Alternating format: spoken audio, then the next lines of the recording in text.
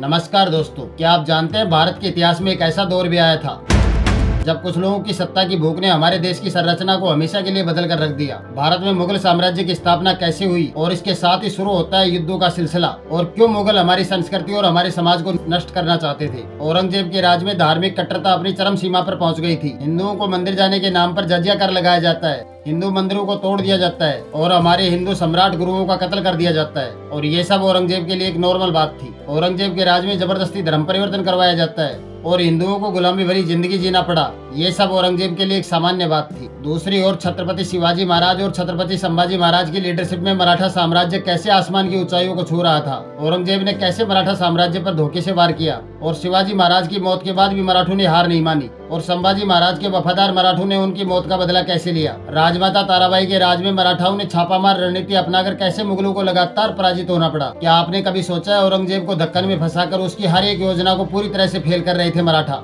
साहस, संघर्ष और बलिदान जिसने हर इतिहास में अपनी एक अलग पहचान बनाई, छत्रपति शिवाजी महाराज और छत्रपति संभाजी महाराज। आइए दोस्तों, समझते हैं आज की इस वीडियो में इस घटनाक्रम को गहराई से।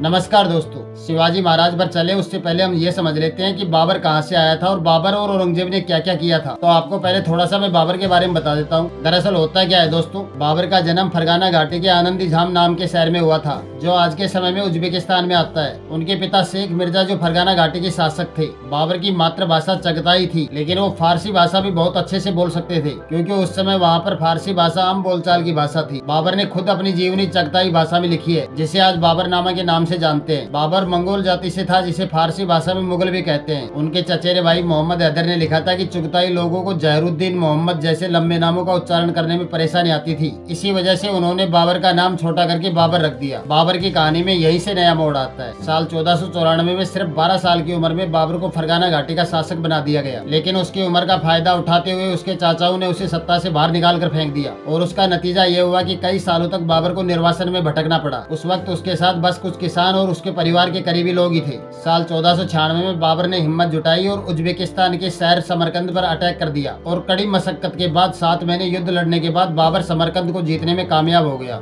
लेकिन कहानी यही खत्म नहीं हुई। जब बाबर सरगना को जीतने में बिजी था, तो उसी के एक सैनिक ने सरगना ने फरगाना घाटी पर कब्जा कर लिया। जब बाबर फरगना वापस लेने की कोशिश में निकला, तो उसकी सेना ने समरकंद में उसका साथ छोड़ दिया। इसका नतीजा ये हुआ कि समरकंद और फरगाना दोनों ही बाबर के हाथ से निकल गई। अब होती है बाबर की भारत में एंट्री।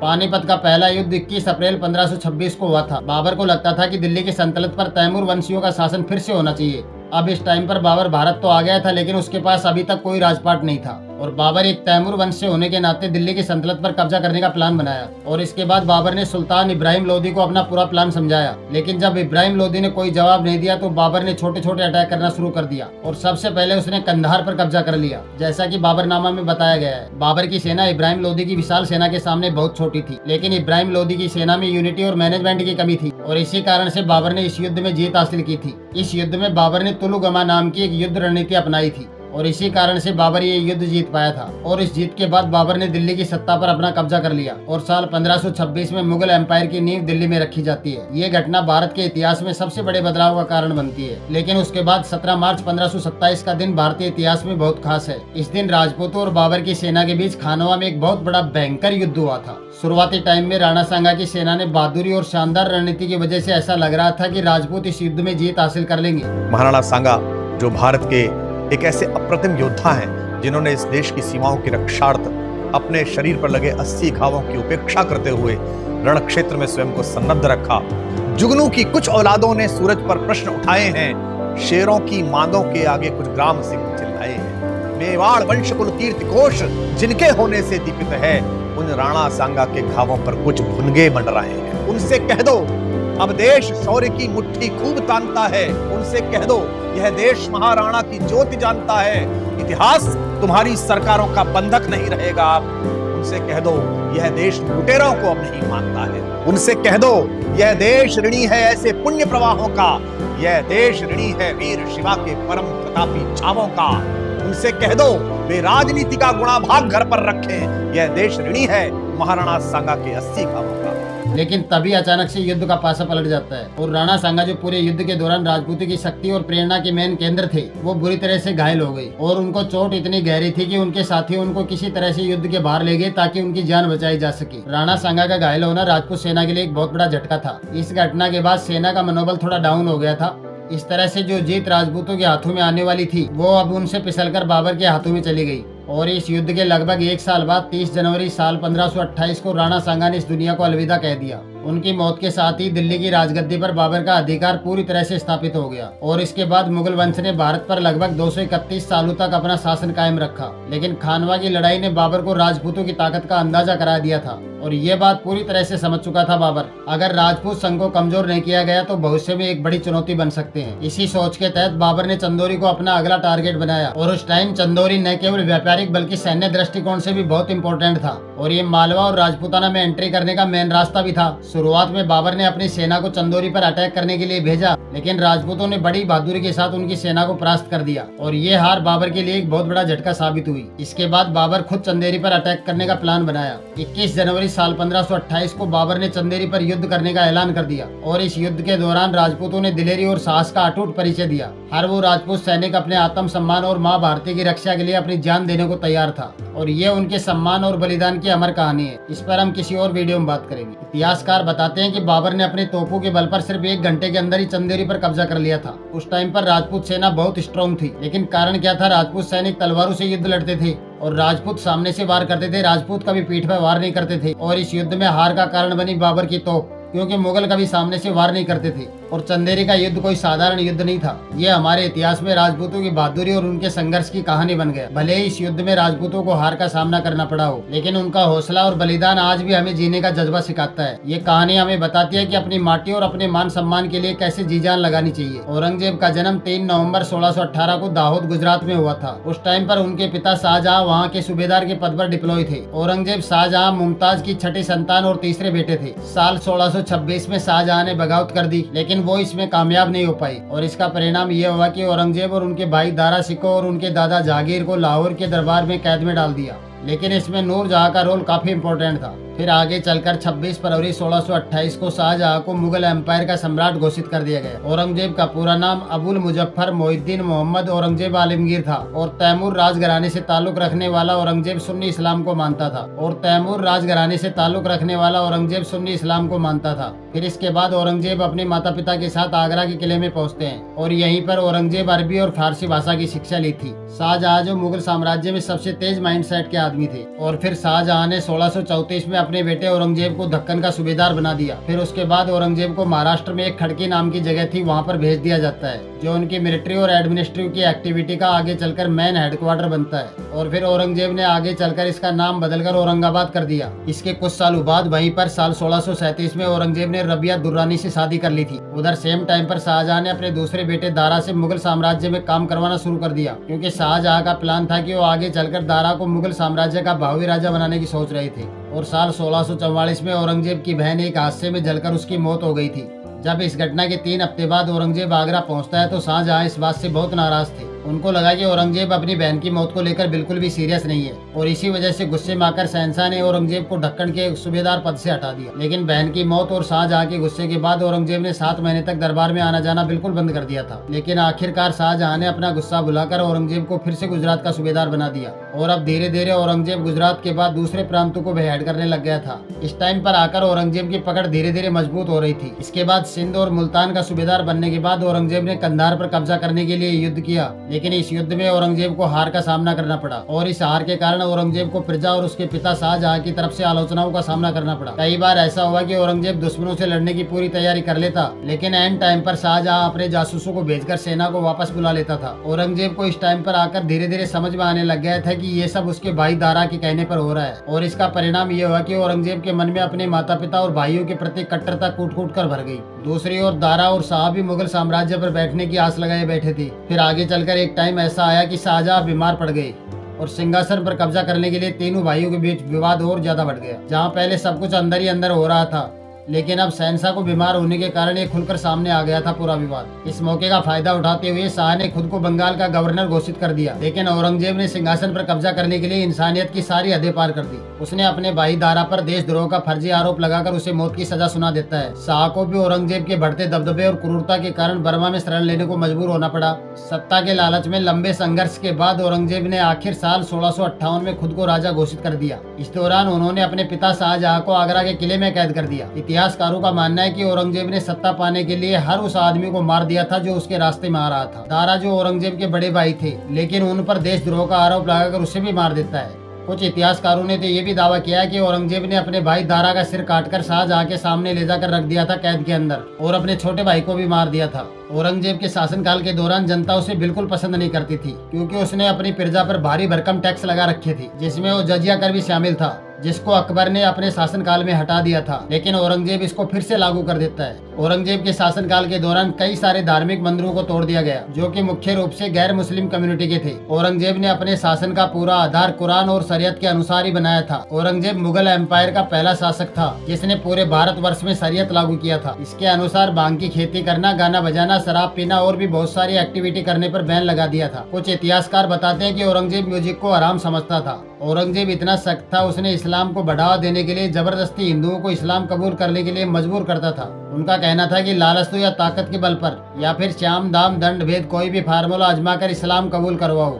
देखिए, अगर कोई औरंगजेब को अपना नायक और आदर्श मानता है तो मैं मानता हूं कि वह एक कोई मानसिक विकृति का शिकार है। औरंगजेब को किस मायने में आप एक नायक के रूप में प्रस्तुत करना चाहिए, क्योंकि औरंगजेब ने अपने पिता शाहजहां को ही कैद कर दिया, एक एक बूंद जल के लिए तरसाया था। शाहजहां ने अपनी जीवनी में लिखी है कि ऐसा कमबख्त पुत्र किसी को पैदा न हो जिसने मुझे जीते जी तो मारा ही। यह बात शाहजहां स्वयं लिखता है। काशी में काशी विश्वनाथ का जो मंदिर ज्ञानवापी के नाम पे था, उस ज्ञानवापी के भगवान विश्वनाथ के धाम को इसी औरंगजेब ने तुड़वाया था। मथुरा में श्री कृष्ण जन्मभूमि के मंदिर को इसी ने तुड़वाया था। हजारों मंदिरों को तुड़वाया था। भारत की आस्था के साथ व्यक्ति खिलवाड़ किया था। हिंदुओं पे जजिया कर लगाया था। भारत के अंदर लाखों हिंदुओं का कत्लेआम किया था, और इसलिए इस प्रकार की मानसिक विकृति का उपचार का सबसे अच्छा सेंटर उत्तर प्रदेश है। औरंगजेब के शासन के दौरान बहुत सारे मंदिरों को तोड़कर मस्जिद बनवाई गई। उसी के शासनकाल के दौरान बनारस में विश्वनाथ मंदिर और मथुरा के केशव राय मंदिर समेत बहुत सारे हिंदू मंदिरों को तोड़ दिया गया था। उनके नियम के अनुसार 9 रोजे जैसे त्योहारों को मनाने पर बैन लगा दिया जाता है। साल 1663 में जजिया कर फिर से लागू कर दिया गया। अपने शासन के 11 साल बीत जाने पर उसने हिंदुओं के झरोखे दर्शन पर बैन लगा दिया, और 12 साल पूरा होने पर तुलादान प्रथा पर प्रतिबंध लगा दिया था। साल 1668 में हिंदू त्योहारों पर बिल्कुल ब्रेक लगा दिया था, और फिर साल 1699 में औरंगजेब ने हिंदू मंदिरों को तोड़ने के लिए फिर से एक फरमान जारी कर दिया। औरंगजेब ने बड़े शहरों में कुछ ऐसे सैनिकों की ड्यूटी लगा दी जो कि लोगों की हर एक्टिविटी पर नजर रखते थे। औरंगजेब ब्रज तीर्थ यात्रियों से भारी भरकम कर लिया करता था, जिसको जजिया कर कहते हैं। ये कर अकबर के टाइम में हटाया गया था, लेकिन औरंगजेब ने इसे फिर से लागू कर दिया। जजिया सिर्फ गैर मुसलमानों पर लगाया जाता था, और उस टाइम पर हिंदुओं पर इस्लाम कबूल करवाने के लिए दबाव डालते थे। औरंगजेब के शासनकाल के दौरान बहुत सारे मंदिरों को तोड़ दिया गया था, जैसे खंडेला, जोधपुर, उदयपुर और चित्तौड़ जैसे शहरों में सैकड़ों मंदिरों को उनके फरमान पर तोड़ दिया गया था। सितंबर 1699 में औरंगजेब ने वाराणसी के काशी विश्वनाथ मंदिर को नष्ट करने का आदेश दे दिया था। इब्राहिम अराली की एक रिपोर्ट्स के अनुसार 1670 में औरंगजेब ने उज्जैन के आसपास के सभी मंदिरों को तोड़ने का आदेश दिया था। इसके बाद चित्तौड़, उदयपुर और जोधपुर के पास लगभग 300 मंदिरों को तोड़ दिए थे, और साल 1705 में औरंगजेब ने कई और हिंदू मंदिरों को तोड़ दिया था। औरंगजेब की इसी नीतियों की वजह से सिखों के 9वें गुरु तेग बहादुर के साथ गंभीर विवाद शुरू हो गया था। दरअसल होता क्या है, कश्मीरी पंडितों ने उस समय गुरु तेग बहादुर से मदद मांगी थी, क्योंकि उनको इस्लाम कबूल करने के लिए मजबूर किया जा रहा था। गुरु ने उनकी रक्षा करने के लिए औरंगजेब के खिलाफ आवाज उठाई। उसके बाद गुरु तेग बहादुर को गिरफ्तार कर लिया जाता है और उनको दिल्ली लेकर आया जाता है। फिर उनके ऊपर भी इस्लाम कबूल करने के लिए दबाव बनाया जाता है, लेकिन जब उन्होंने इनकार कर दिया तो उनको टॉर्चर किया जाता है, और नवंबर 1675 में उनका सर कलम कर दिया जाता है। ये घटना चांदनी चौक दिल्ली में हुई थी, जहाँ पर अब शीशगंज गुरुद्वारा मौजूद है। यहाँ लाल किले के पास यहीं पर गुरु तेग बहादुर जी के अमर बलिदान का प्रतीक गुरुद्वारा शीशगंज साहब भी है। ये पवित्र गुरुद्वारा हमें याद दिलाता है कि हमारी महान संस्कृति की रक्षा के लिए गुरु तेग बहादुर जी का बलिदान कितना बड़ा था। उस समय देश में मजहबी कट्टरता की आंधी आई, धर्म के नाम पर हिंसा और अत्याचार की पराकाष्ठा कर दी। उस समय भारत को अपनी पहचान बचाने के लिए एक बड़ी उम्मीद गुरु तेग बहादुर साहब के रूप में दिखी। औरंगजेब की आतताई सोच के सामने उस समय गुरु तेग बहादुर जी हिंद दी चादर बनकर, एक चट्टान बनकर खड़े हो गए। और ये लाल किला भी गवाह है कि औरंगजेब और उसके जैसे अत्याचारियों ने भले ही अनेकों सिरों को धड़ से अलग करा, लेकिन हमारी आस्था को हमें हमसे अलग नहीं कर सकते। गुरु तेग बहादुर जी के बलिदान ने भारत की अनेकों पीढ़ियों को अपनी संस्कृति की मर्यादा की रक्षा के लिए, उसके मान सम्मान के लिए जीने और मर मिट जाने की प्रेरणा दी। ये वो दौर था जब औरंगजेब ने लगभग पूरे भारत पर कब्जा कर लिया था। लोग उनके नाम से डरते थे। उसने अपनी तलवार और आतंक के बल पर लगभग कई राजाओं को अपने अधीन कर लिया था। औरंगजेब ने बुंदेलखंड को अपने कब्जे में लेकर वहाँ के लोगों पर खूब अत्याचार किया। उसने वहाँ मूर्ति तोड़ना हो, मूर्तियाँ नष्ट करना हो, लोगों पर हिंसा, इन सब के जरिए उसने जनता के बीच अपना खौफ का आतंक फैला दिया था। उस समय किसी में इतनी हिम्मत नहीं थी कि मुगल बादशाह औरंगजेब का विरोध कर सके। लेकिन चंपत राय के बेटे छत्रसाल, जो शिवाजी महाराज को अपना गुरु मानते थे, वो बुंदेलखंड को आजाद कराने का प्लान बनाते हैं। महाराज छत्रसाल मुगलों के सामने कभी नहीं झुके और वो लगातार संघर्ष करते रहे। 1699 में औरंगजेब अपने सैनिकों को बुंदेलखंड भेजा, मंदिरों को नष्ट करने और लोगों को सबक सिखाने के लिए। इस दौरान मुगलों ने ओरछा पर अटैक कर दिया। इससे पहले भी औरंगजेब ने छत्रसाल के खिलाफ कई बार युद्ध लड़ा है, लेकिन उसे कभी सफलता नहीं मिली। औरंगजेब को लगा था कि शिवाजी महाराज की मौत के बाद वो आसानी से ढक्कन पर कब्जा कर लेगा, लेकिन ये उसकी सबसे बड़ी गलती थी। शिवाजी महाराज के बेटे छत्रपति संभाजी महाराज, जिन्हें छावा भी कहा जाता है, संभाजी महाराज ने 9 सालों में 120 से ज्यादा लड़ाइयाँ लड़ी, लेकिन एक भी युद्ध नहीं हारे। उन्होंने अपने पिता की हिंदी स्वराज मिशन को और भी नई ऊंचाइयों तक पहुंचाया। उनके साहस और रणनीति ने औरंगजेब की नींद उड़ा दी थी। आखिरकार औरंगजेब ने धोखे से संभाजी महाराज को कैद कर लिया और उनको बेहद क्रूर सजा दी, लेकिन इसके बावजूद भी मराठों का परचम कभी झुका नहीं पाया। संभाजी महाराज का बलिदान मराठा साम्राज्य की ताकत बन गया। तो चलिए समझते हैं कि संभाजी महाराज के वफादार मराठों ने उनकी मौत का बदला कैसे लिया। संभाजी राजे का जन्म 14 मई 1657 को पुरमंदर के किले में हुआ था, जो पुणे से लगभग 50 किलोमीटर दूर है। वो शिवाजी महाराज की पहली पत्नी सईबाई के बेटे थे। उनकी माँ की मौत उस टाइम पर हो गई जब वो महज 2 साल के छोटे बच्चे रहे थे। फिर उनकी परवरिश उनकी दादी जीजाबाई ने की। संभाजी महाराज शस्त्र और शास्त्र दोनों में माहिर थे। केवल 9 साल की उम्र में शिवाजी महाराज ने उन्हें शिवराज की शिक्षा देना शुरू कर दी थी। इसीलिए जब वो शिवाजी महाराज के साथ आगरा गए तो 1500 किलोमीटर का लंबा सफर भी उनके लिए कठिन नहीं था। और वहाँ पर औरंगजेब ने शिवाजी महाराज को बंदी बनाकर कैद कर दिया। उस समय संभाजी शिवाजी के छोटे जासूस के रूप में उनका साथ दे रहे थे। उस टाइम पूरे देश में मुगल एम्पायर का शासन था। यहाँ तक कि पहनाव में भी मुगलिया कपड़े जैसे कुर्ता और अचकन का ट्रेंड था। आज भी कुर्ता फैशन के दौर में खूब पहना जाता है, खासकर शादियों में। उस टाइम शिवाजी महाराज ने संभाजी की जासूसी की मदद का भरपूर फायदा उठाया। उन्होंने खुद को टोकरी में छिपाकर किले से बाहर निकले और भेष बदलकर औरंगजेब को चकमा दे गई। उन्होंने उन कपड़ों का सहारा लिया जो मुगलिया दौर में सबसे ज्यादा ट्रेंड कर रहे थे। साल 1680 में शिवाजी महाराज की मौत होने के बाद संभाजी महाराज ने राजगद्दी संभाली और गद्दी पर बैठते ही उन्होंने मुगलों के खिलाफ एक जबरदस्त मोर्चा खोल दिया। साल 1681 में उन्होंने दक्कन में एंटी गेट बुरहानपुर को जीतकर अपने कब्जे में कर लिए। संभाजी महाराज ने नवाबपुरा और बहादुरपुरा को जीतकर खुरामपुरा समेत 17 गांवों को पूरी तरह से तबाह कर देते हैं। उन्होंने सोना, चांदी, हीरे, मोती और जवाहरात लूट लिए और राजधानी बुरहानपुर को जलाकर खाक कर दिए। इसके बाद उन्होंने औरंगाबाद को भी औरंगजेब के आतंक से आजाद करा दिए और उसके बाद संभाजी महाराज ने औरंगजेब के बागी बेटे अकबर को शरण दी, जिस कारण से औरंगजेब के सामने शिवाजी महाराज जैसी चुनौती फिर से आकर खड़ी हो गई। और साल 1687 में मराठा सेना और मुगलों के बीच एक भयंकर वॉर होती है। हालांकि इस वॉर को मराठा जीत गए, लेकिन उनकी सेना कमजोर हो गई और उनके सेनापति हमीर राव मोहिते की मौत हो गई। इसके बाद संभाजी महाराज के खिलाफ षड्यंत्र और तेज होने लगते हैं। इस दौर में संभाजी महाराज की जासूसी बहुत तेज होने लग गई थी, जिसमें उनके रिश्तेदार शिर्के परिवार का सबसे बड़ा हाथ था। फरवरी 1589 में जब संगमेश्वर में एक मीटिंग के लिए पहुंचे तो उन पर मुगल सरदार मुकरम खान ने अटैक कर दिया। इस हमले में उनके सभी सरदारों की मौत हो गई और संभाजी महाराज और उनके सलाहकार कवि कलश को पकड़कर बहादुरगढ़ ले जाया गया। वहां पर औरंगजेब संभाजी महाराज के सामने एक प्रस्ताव रखते हैं, जिसमें सारे किले मुगलों को सौंपने और इस्लाम कबूल करने की बात थी। साथ ही औरंगजेब ने यह भी वादा किया कि अगर संभाजी महाराज इस प्रस्ताव को मान लेते हैं तो उनकी जान बख्श दी जाएगी। लेकिन संभाजी महाराज ने इस प्रस्ताव को मानने से साफ इनकार कर दिया। संभाजी महाराज और कवि कलश ने जब इस्लाम कबूल करने से इनकार करने पर उनको भयंकर टॉर्चर किया जाता है। उनको जोकर जैसी पोशाक पहनाकर पूरे शहर में परेड कराई जाती है, जहाँ पर उन पर पत्थर फेंके जाते हैं, भाले चुभाए जाते हैं। इसके बाद भी जब उन्होंने इस्लाम कबूल करने से साफ इनकार कर दिया तो उनकी जुबान काट दी गई और आंखें निकाल ली गई। एक यूरोपीय इतिहासकार डेनिस किनकेड की एक रिपोर्ट्स के अनुसार औरंगजेब बार बार इस्लाम कबूल करवाने के लिए दबाव बनाता रहा, लेकिन संभाजी महाराज ने हर बार साफ साफ इनकार कर दिया। इसके बाद उन्होंने लिखने की सामग्री मंगवाकर साफ कह दिया कि चाहे कुछ भी हो जाए लेकिन वो इस्लाम कबूल नहीं करेंगे। इसके बाद उनको तड़पा तड़पा कर मारा जाता है, उनके जख्मों पर नमक डाला जाता है, मिर्च आंखों में डाली गई, उनके बाल खींचे गए और शरीर के मांस के टुकड़े काटकर कुत्तों को खिलाए गए।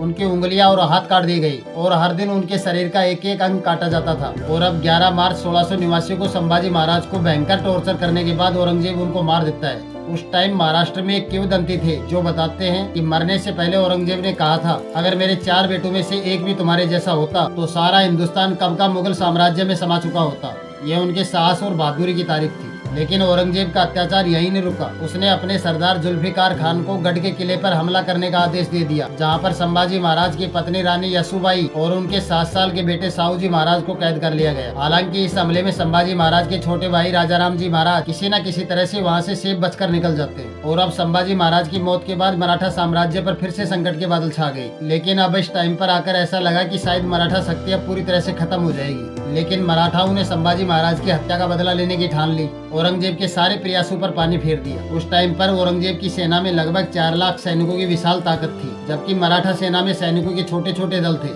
लेकिन फिर भी मराठों ने मुकाबला करने में कोई कसर नहीं छोड़ी। अब इस संकट के समय छत्रपति राजाराम जी जो महज 19 साल के युवा थे और ये संभाजी महाराज के छोटे भाई थे। इसी बीच 2 महान योद्धाओं की एंट्री होती है, संताजी घोरपड़े और सेनापति धनाराव जी जाधव। उन्होंने मराठा साम्राज्य को बुलंदियों तक पहुंचाने में अहम योगदान दिया। लेकिन सूर्याजी पिसाल नाम के एक मराठा सरदार की गद्दारी की वजह से रायगढ़ का किला मुगलों के कब्जे में चला गया था। लेकिन रानी यसुबाई ने मौके का फायदा उठाकर राजाराम को भगाने का रास्ता साफ कर दिया। इस दौरान मुगलों के हमले लगातार चल रहे थे और सेम टाइम पर छत्रपति राजाराम प्रतापगढ़ और विशालगढ़ के किले में सुरक्षा की तलाश कर रहे थे। हालांकि मुगल सेना उनका लगातार पीछा कर रही थी। फिर उसके बाद मुगलों ने साउथ की ओर बढ़कर पन्नाला पर कब्जा कर लिया और इस परिस्थिति को देखते हुए छत्रपति राजाराम जी ने जिंजी के किले की ओर रुख कर लिया, जो उस वक्त मराठा साम्राज्य की एक नई राजधानी बन गई थी। अब राजाराम के बच निकलने से मुगल पूरी तरह से बौखला गए और जिंजी पर अटैक करने के इरादे से मुगल सेना की एक टुकड़ी साउथ की ओर निकल पड़ती है। लेकिन संताजी घोरपड़े और धनाजी जाधव ने उनको रास्ते में ही रोक लिया और साल 1691 के लास्ट में बावड़ेकर, संताजी, धनाजी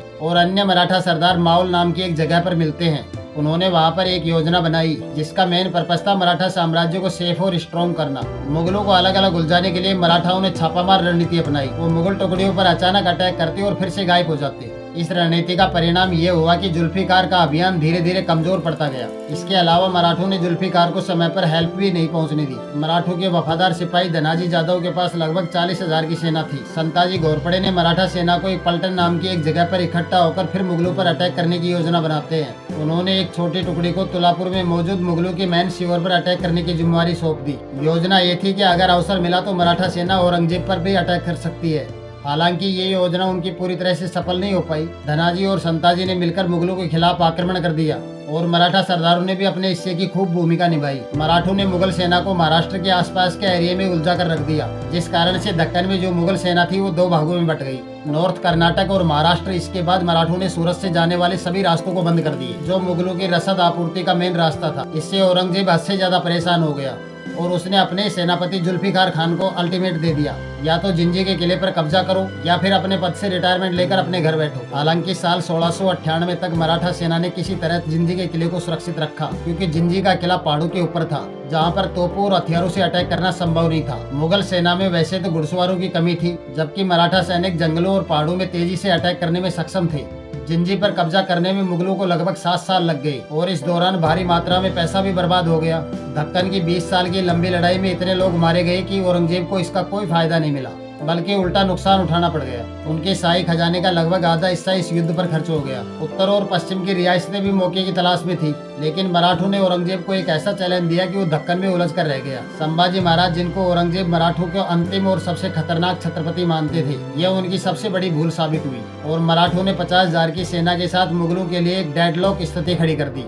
इस खींच में औरंगजेब कभी दक्कन से वापसी नहीं लौट पाया। हालांकि 1699 में औरंगजेब को एक मौका मिला था, वो भी मराठा ताकत में फूट पड़ने के कारण। मुगलों की कमजोर स्थिति का फायदा उठाते समय दो मराठा सरदार धनाजी जाधव और संताजी घोरपड़े आपस में लड़ मरे। इस लड़ाई में संताजी घोरपड़े की मौत हो जाती है, लेकिन इस टाइम पर मुगल सेना ने दक्कन से लौटने का मन बना लिया था। औरंगजेब ने मराठों की रणनीतियों को देखते हुए एक बार फिर से दक्कन में अपनी पूरी ताकत झोंक दी। इस दौरान छत्रपति राजाराम जी सत्ता की पावर संभाल रखे थे। उन्होंने धनाजी जाधव को अपना सेनापति बनाया और अपनी सेना को 3 भागों में बांटकर मुगलों पर अटैक कर दिया। धनाजी जाधव की लीडरशिप में मराठों ने पंढरपुर में मुगलों की विशाल सेना को हराया और पुणे, नासिक और नंदुरबार पर दोबारा से कब्जा कर लिया। इस हार से परेशान होकर मुगल सेना ने मराठों के गढ़ सतारा पर आक्रमण कर दिया, जिसके बाद 6 महीने तक प्रज्ञाजी और प्रभुजी ने मराठा सेना ने सतारा को बचाए रखा। लेकिन अप्रैल 1700 में सतारा मुगलों के कब्जे में चला गया और इस पूरे संघर्ष के दौरान मुगल कमजोर हो रहे थे, जबकि मराठा सेना नए इलाकों पर कब्जा जमाने में सफल हो रही थी। हालांकि 1700 में मराठा साम्राज्य पर एक और बड़ा संकट मंडराने लग गया। इस वर्ष छत्रपति राजाराम जी की एक बीमारी के चलते एक मौत हो गई।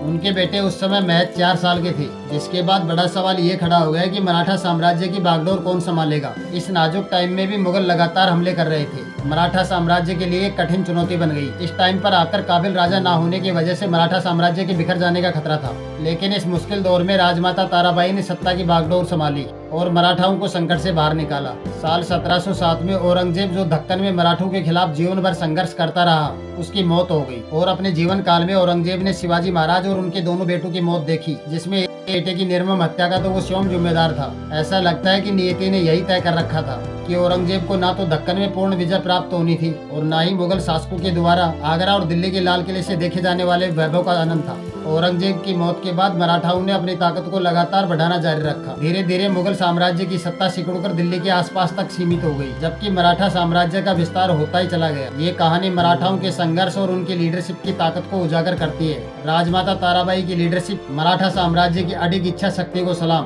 दोस्तों, ये कहानी संभाजी महाराज की मौत का बदला और मुगल औरंगजेब के बारे में है।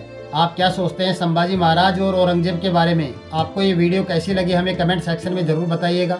ऐसी वीडियो देखने के लिए हमारे चैनल को सब्सक्राइब करें, वीडियो को लाइक करें और अपने दोस्तों और परिवार के साथ ज़्यादा से ज़्यादा शेयर करें। धन्यवाद दोस्तों, थैंक यू फॉर वॉचिंग।